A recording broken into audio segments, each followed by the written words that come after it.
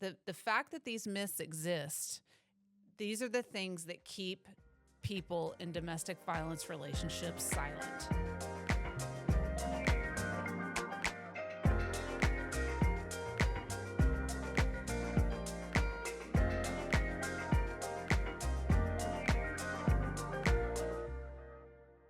Welcome back to Amplify, the podcast from the YWCA Enid, where we have conversations about the people, stories, and issues that shape our community. Today's episode is one of the most important conversations that we've had so far. We're talking about domestic violence myths, the beliefs, assumptions, and misunderstandings that can keep survivors isolated, blamed, and unsupported. Today, I'm joined by Jennifer Cooper, who is here to help us unpack some of those myths and talk about what domestic violence actually looks like, both during an abusive relationship and after someone leaves. Jennifer, thank you so much for being here. Thank you for having me, Courtney. We're so glad to have you here because there's so many things about domestic violence that people think they understand, but when you really look at the dynamics of abuse and coercive control, it becomes much more complicated. One of the biggest myths that people still believe is that it's simple to leave. I think we hear all the time with the clients we serve, why didn't they just leave? Why did they come back so many times? If it was really that bad, why did they stay?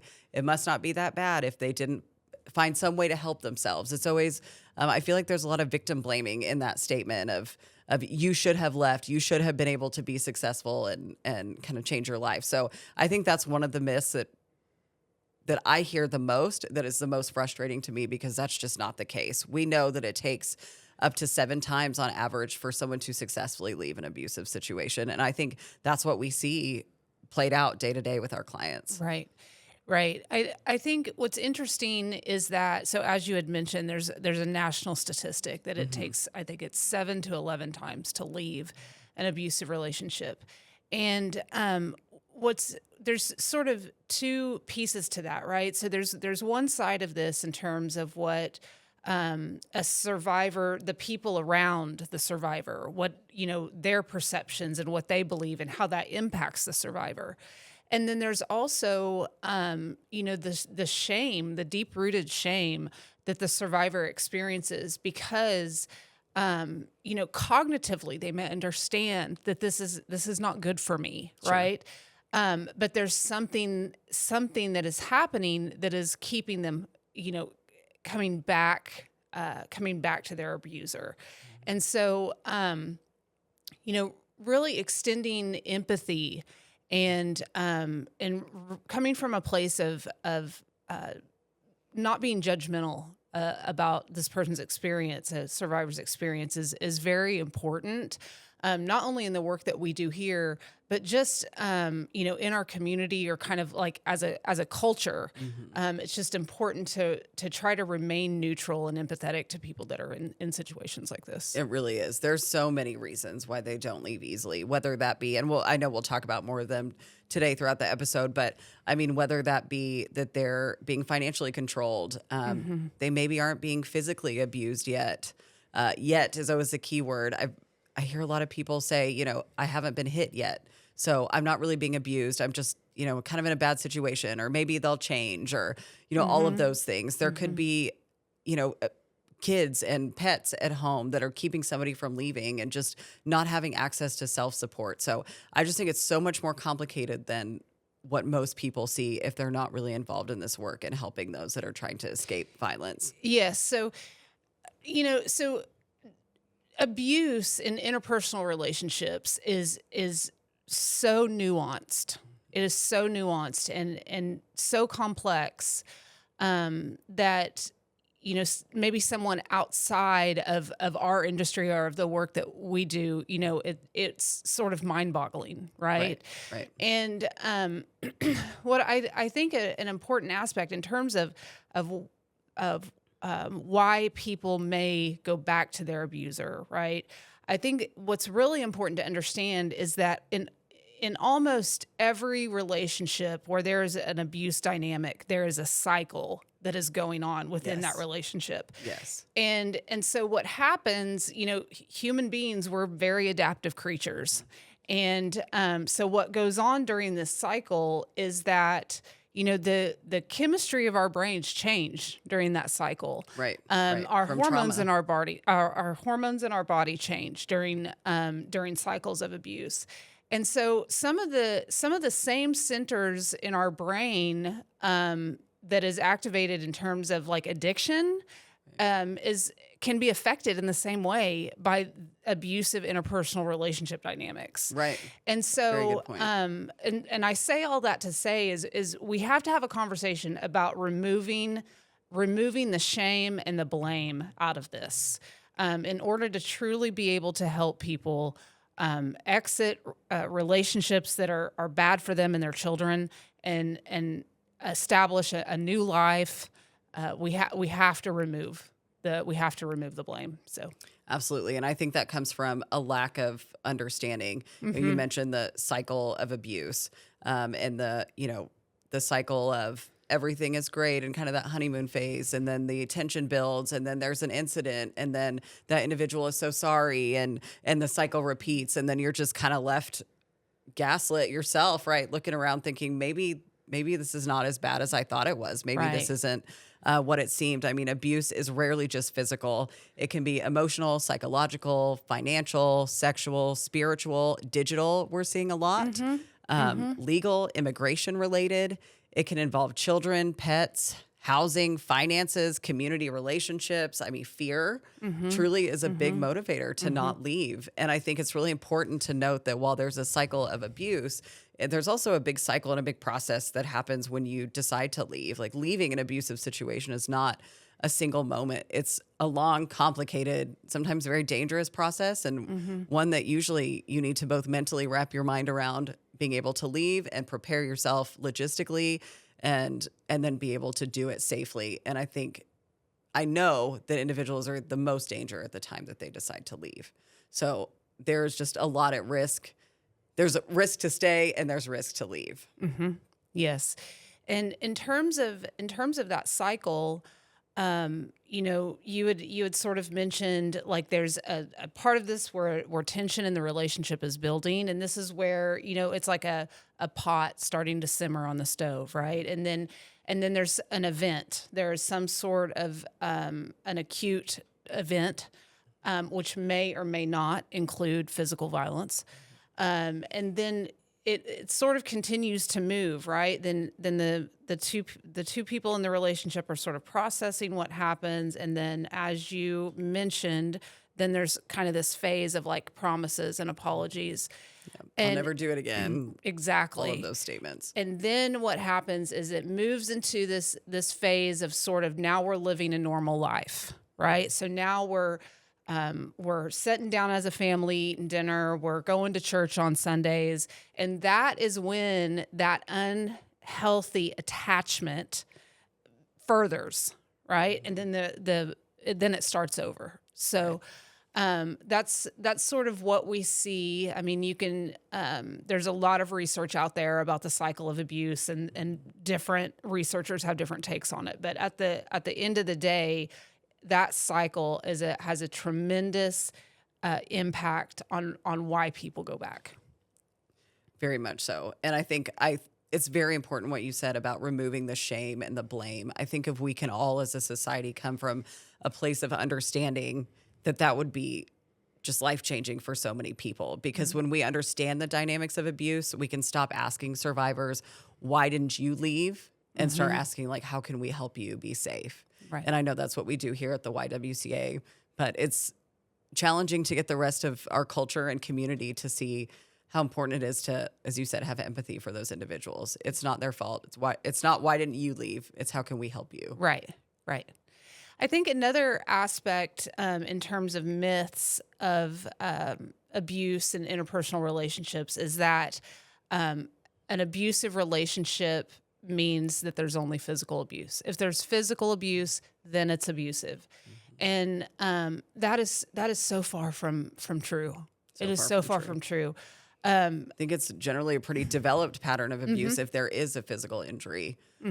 Yes, absolutely. So there is the foundation of all of it, right? If you boil it down, the very foundation of abuse in an interpersonal relationship is someone's need to have power and control over another person.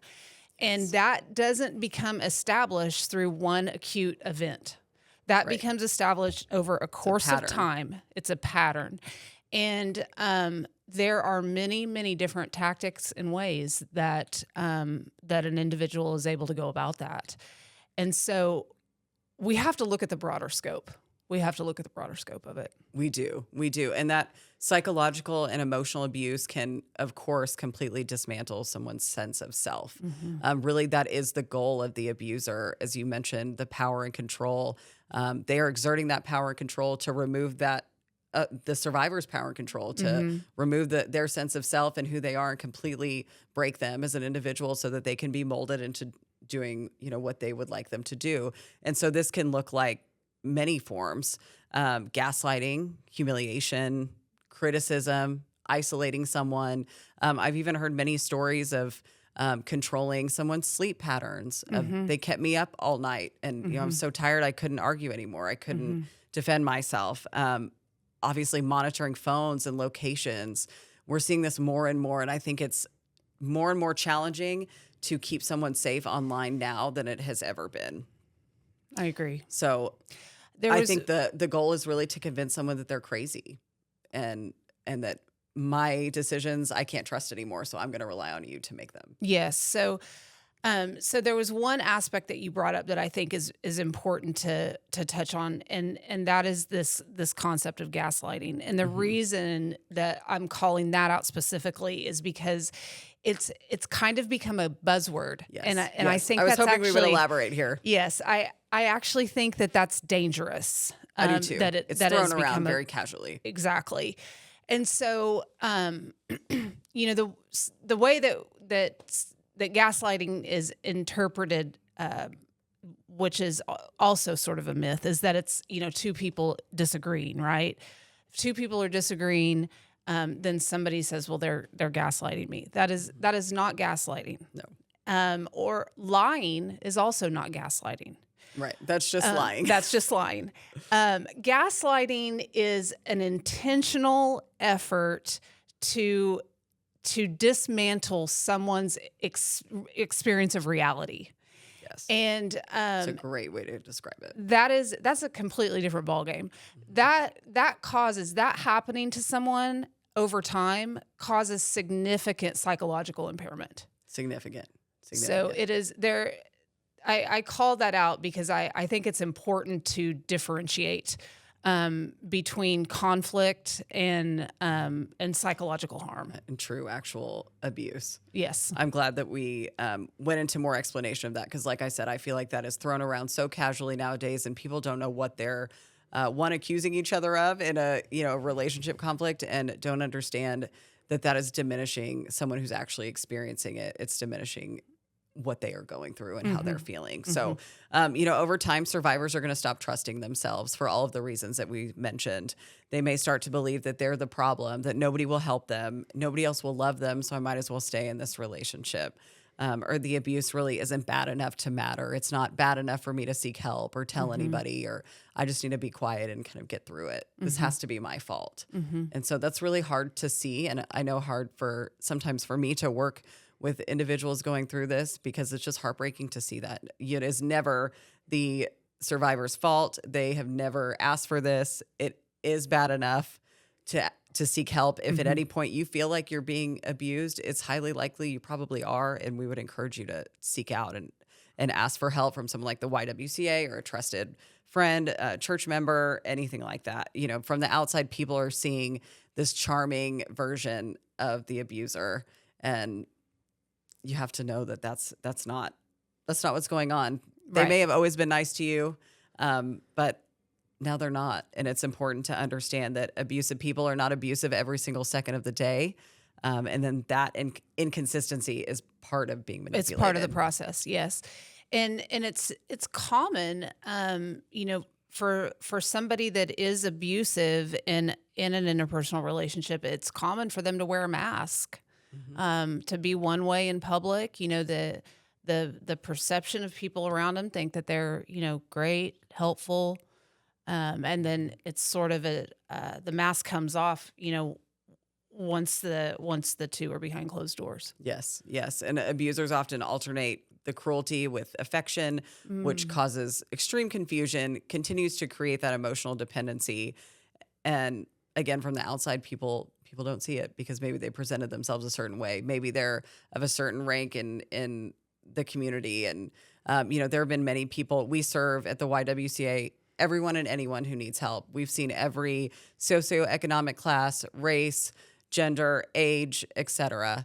And it can be very shocking for people to see maybe someone that's very well known in the community or of a higher social status in the community to come in. But usually if somebody is seeking help at that level, they really, really need help. Yeah. And I think to your point, Courtney, I think one of the other myths is that, abuse only happens within certain socioeconomic statuses or among, certain ethnicities or It affects everyone. it affects everyone. Everyone. It affects everyone.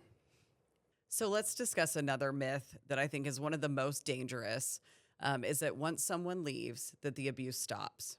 There's this romanticized version of you have left a relationship, you've entered somewhere like the YWCA for help, and now it's going to be bunnies and puppies and roses and everything's going to be fine. That person will never contact you again and you can move on with your life and rebuilding.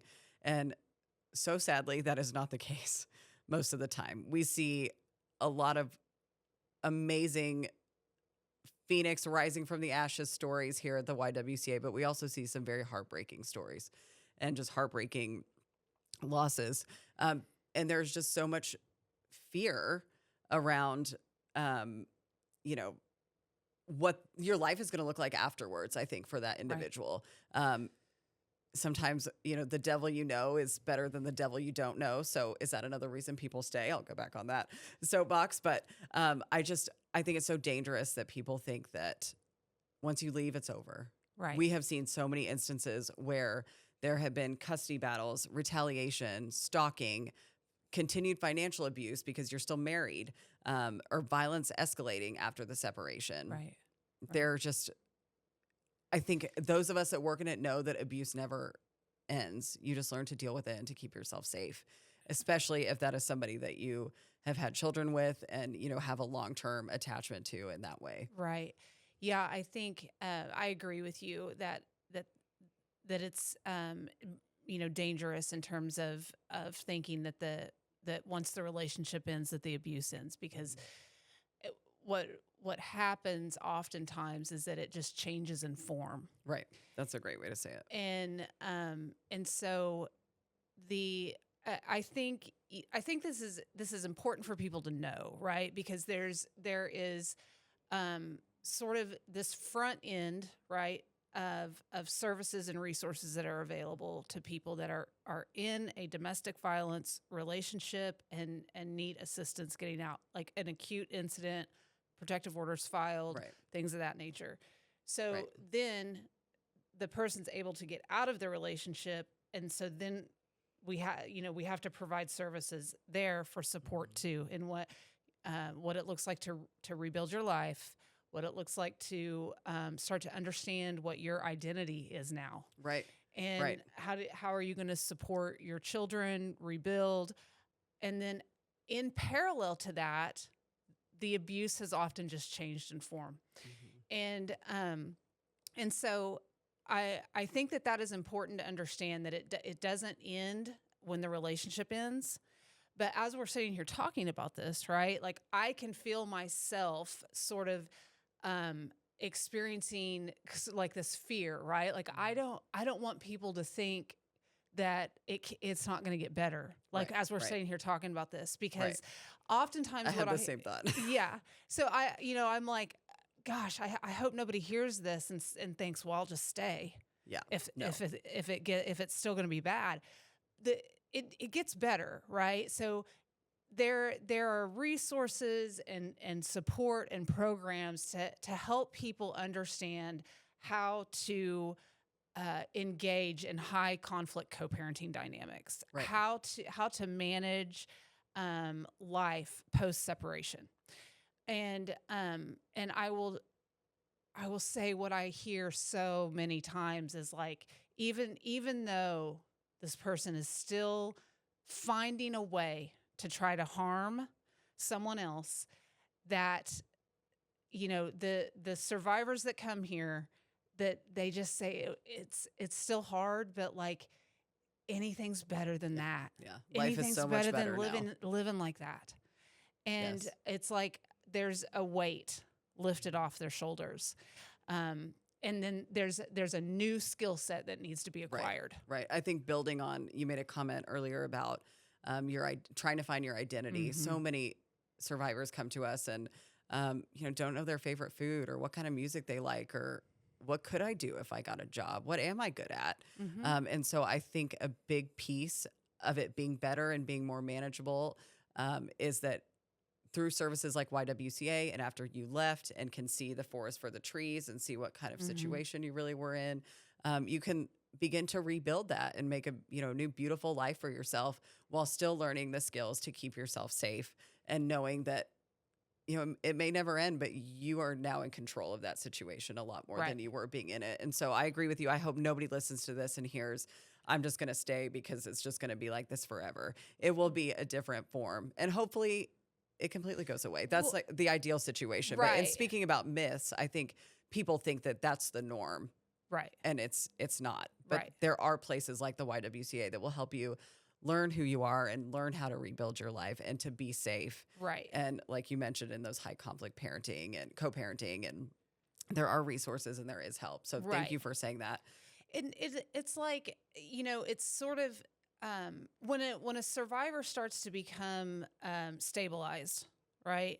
And, because there's sort of a phase of this where there's got to be, certain things in place, like from a survival perspective. Right. But once a survivor, and if there's children involved, become stabilized, then, the survivor can start sort of doing like this work emotionally. Right. And then you learn who you are, you start to become empowered. You learn what boundaries are, and how to have boundaries in your life, in your relationships going forward, in your co-parenting relationship, and you learn what resources are available to you to help with all of that. And so, is it challenging? Yes. Is it worth it? Yes. Yes.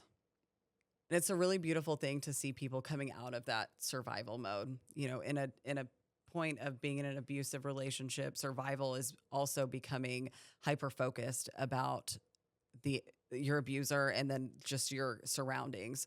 I feel like everyone we've worked with, and I will speak for myself after being through traumatic situations, I do walk into a room and scan it and see what's safe and who's safe and what's going on and where's the door and all of those things that you have trained yourself out of survival mode to look for so that you can survive. And they're hyper-focused on someone else. What mood is that person in?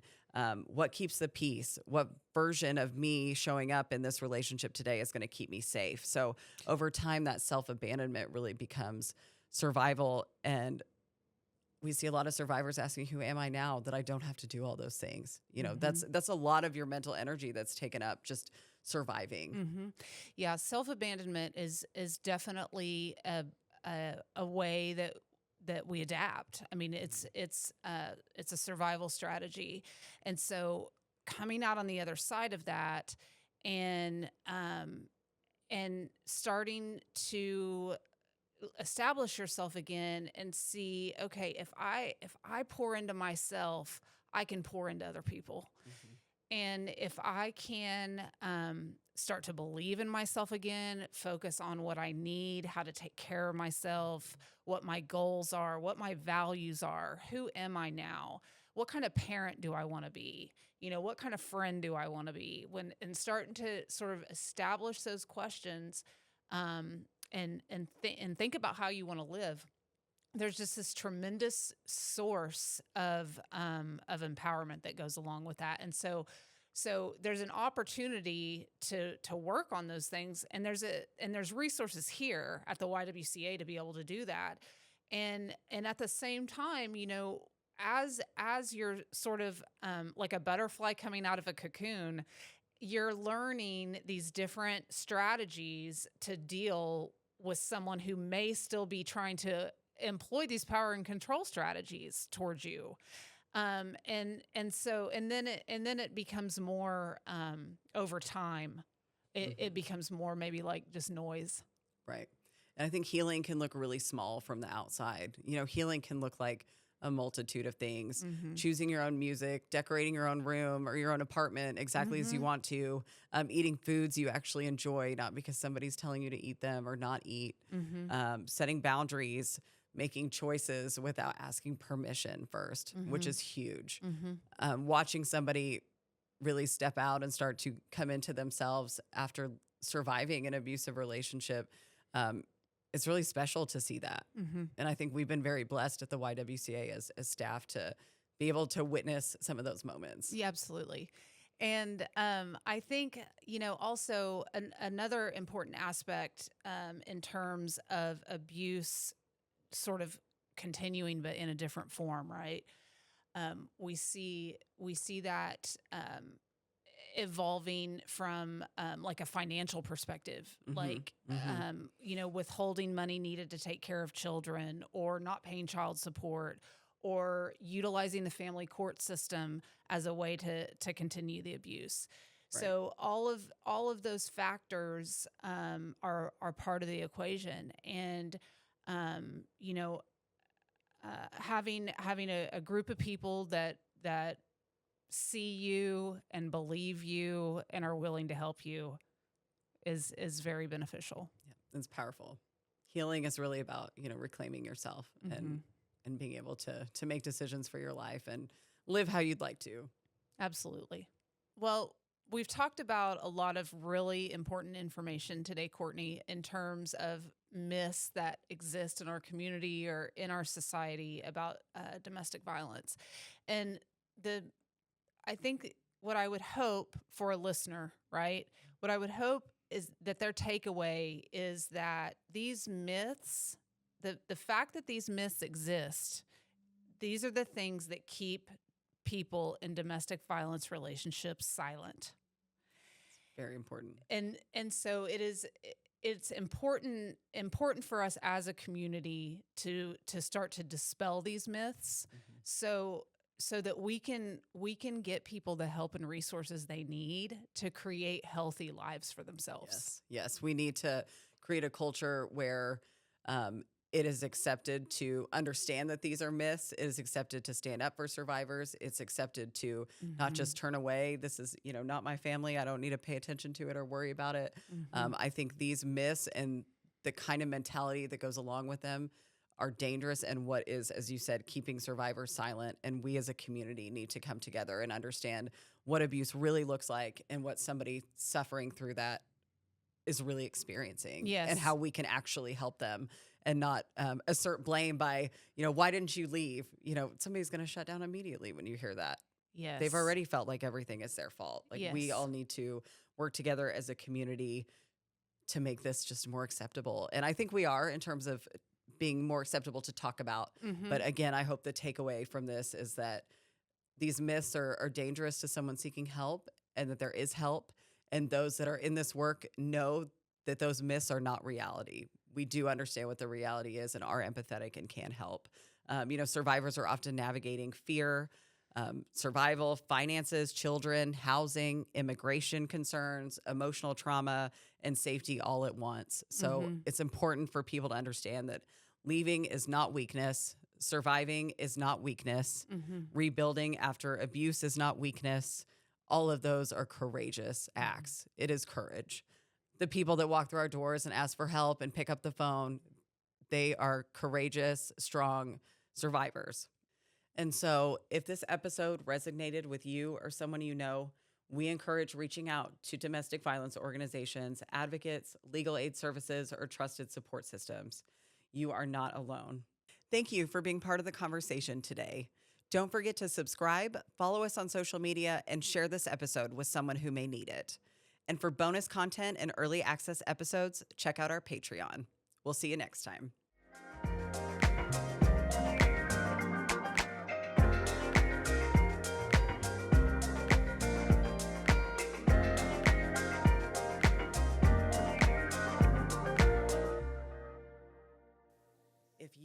someone you know is experiencing domestic violence, sexual assault, or stalking, you are not alone. YWCA Enid is here to help you. You can call or text us 24/7, 365 at 580-234-7644 for confidential support, advocacy, and resources. You deserve to feel safe, supported, believed, and heard.